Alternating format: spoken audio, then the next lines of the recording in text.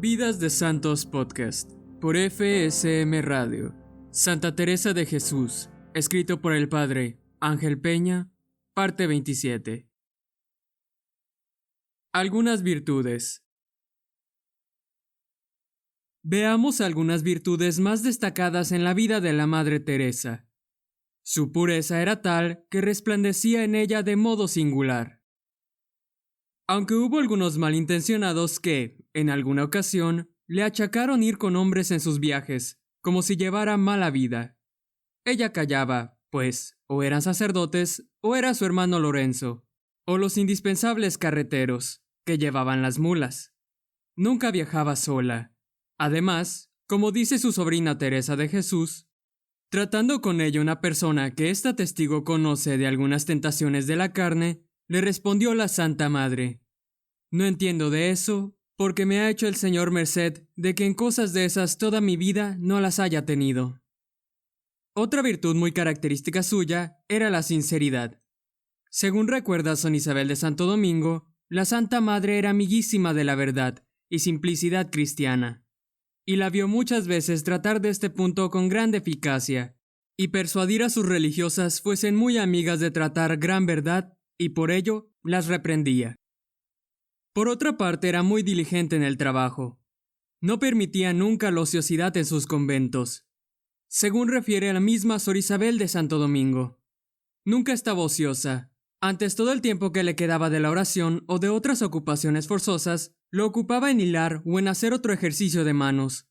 Y cuando alguna persona de fuera venía a tratar con ella, tenía cerrados los velos del locutorio para poder estar sin que la echasen de ver ocupada en semejantes ejercicios, porque pudiese estar más atenta a lo que le preguntaban, que siempre era alguna cosa espiritual y de aprovechamiento de su alma.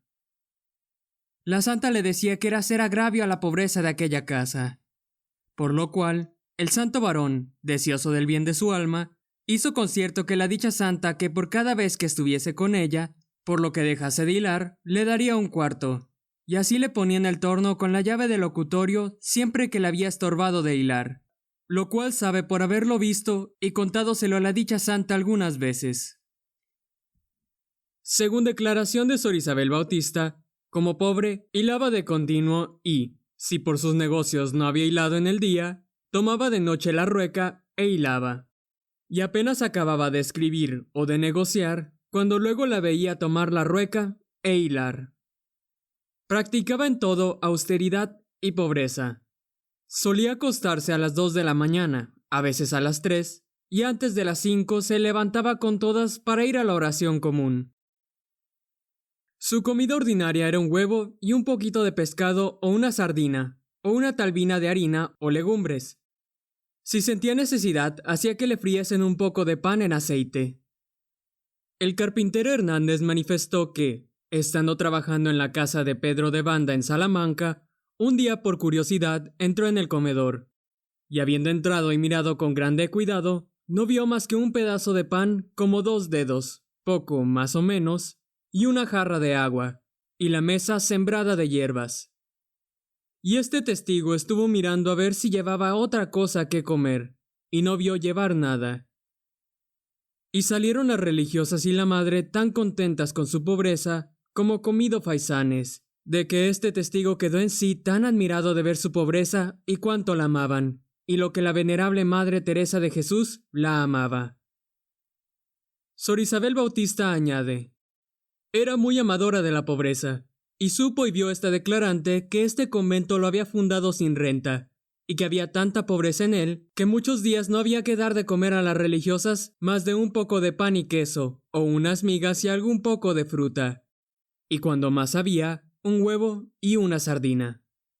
Y que con ofrecerle renta entonces a la santa, no quiso admitirla, porque esperaba el sustento de sus conventos de solo Dios.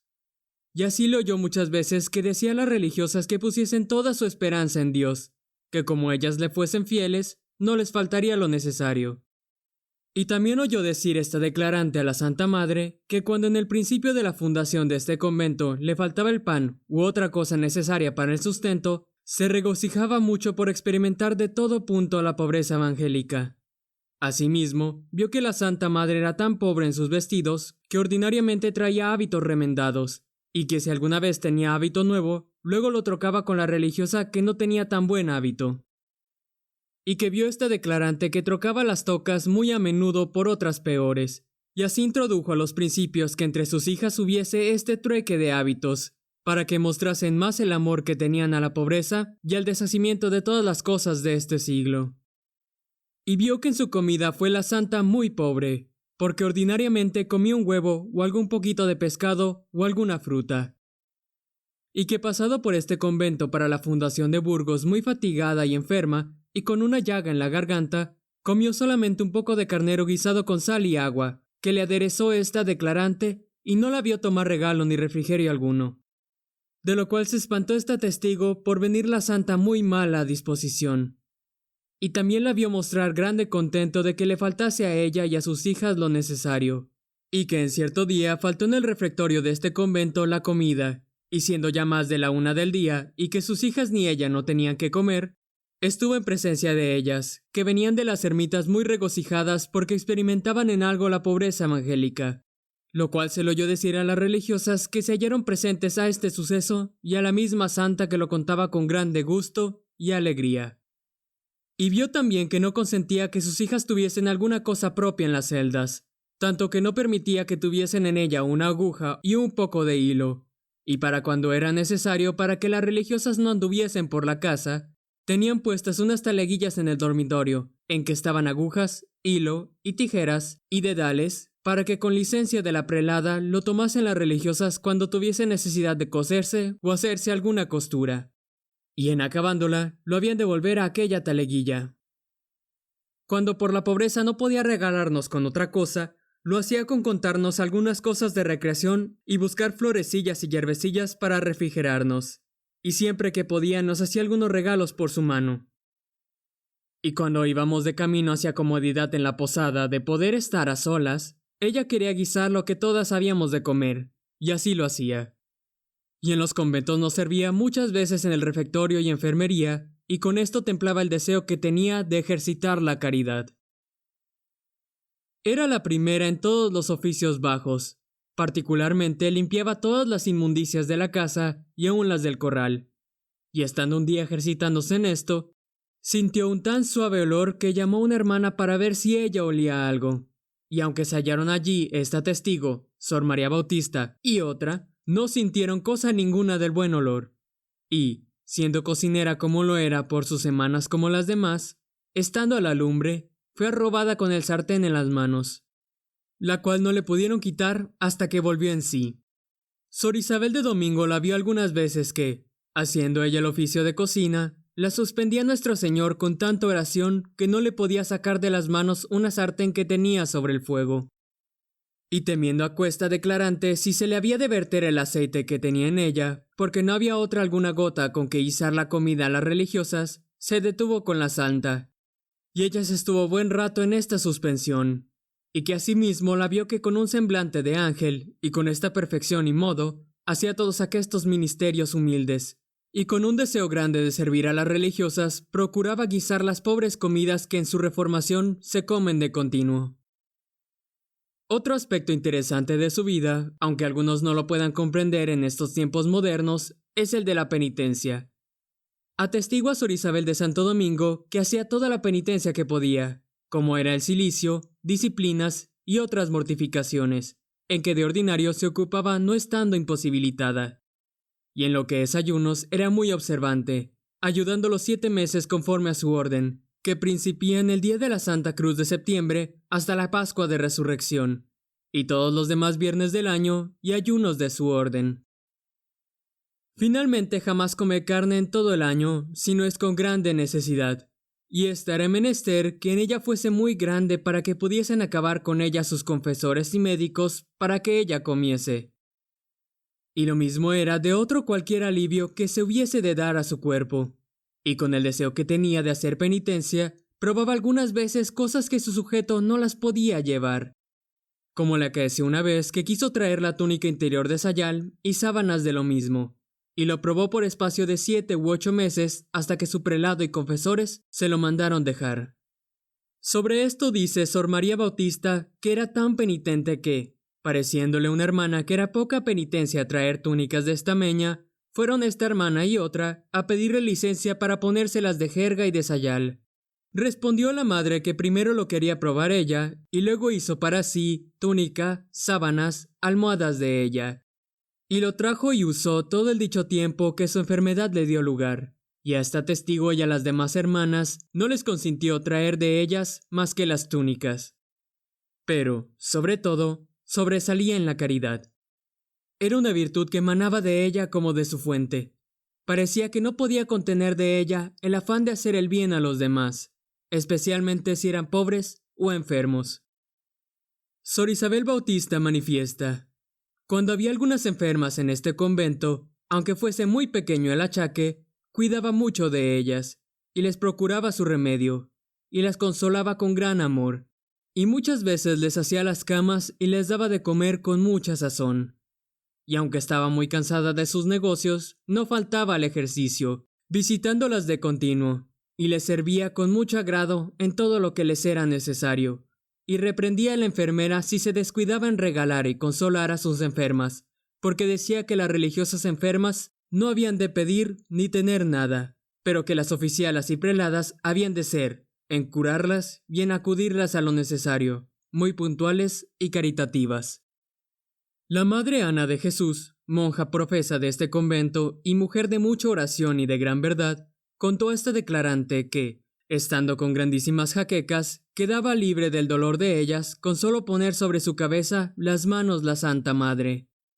Y así ella misma, cuando le volvía, tornaba a pedirle que le pusiese las manos sobre la cabeza y frente, y luego, sin otra medicina, quedaba buena. De actos de caridad, su sobrina Beatriz de Jesús se acuerda de uno, aunque en ella hubo muchos, que fue estando en Toledo, en casa de doña Luisa de Cerda, yendo por la calle y viendo un pobre, desnudo y con mucha necesidad, se quitó las mangas y se las dio. Estando en el convento de la Encarnación, tenía costumbre de no se acostar ningún día sin hacer y ejercitar alguna obra de caridad, y viendo algunas noches que no lo había hecho, tomaba y se iba al coro y cogía por su persona las capas que estaban por coger, que no era pequeño trabajo por ser entonces muchas. Y asimismo se ponía con una luz en las escaleras a alumbrar a las que subían y bajaban, porque era una escalera medrosa, lo cual esta declarante vio algunas veces que pasó así, y sabía claramente que lo hacía de suerte que es cosa certísima que la santa fue muy aventajada en esta virtud de la caridad para con el prójimo. Ella misma dice en su vida: cuando todas se iban del coro, trataba de coger todos los mantos. Parecíame servía a aquellos ángeles que allí alababan a Dios, hasta que, no sé cómo, vinieron a entenderlo, saberlo. Otra virtud fundamental que practicó toda la vida fue la obediencia a sus superiores.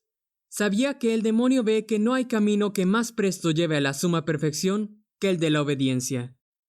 Sor María de los Martínez certificó que la Madre Teresa la eligió para priora del convento de Villanueva de la Jara y, al punto, con aquella profunda humildad que tenía, mostró tanta obediencia que ponía admiración y edificaba, porque jamás de ahí en adelante hizo cosa por mínima que fuese sin licencia particular de esta testigo, pidiéndosela aún para pasear a un huertecillo que en la casa había, y que así se ejercitaba en humildad.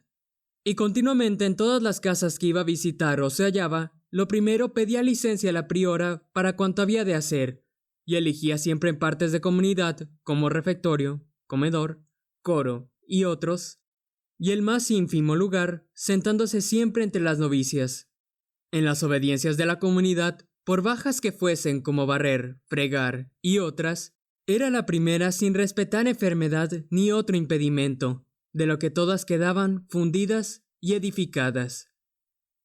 Estando en Medina del Campo, le mandó un prelado suyo, movido de algunos respetos humanos, que se saliese luego de aquel convento y se viniese a este de Ávila.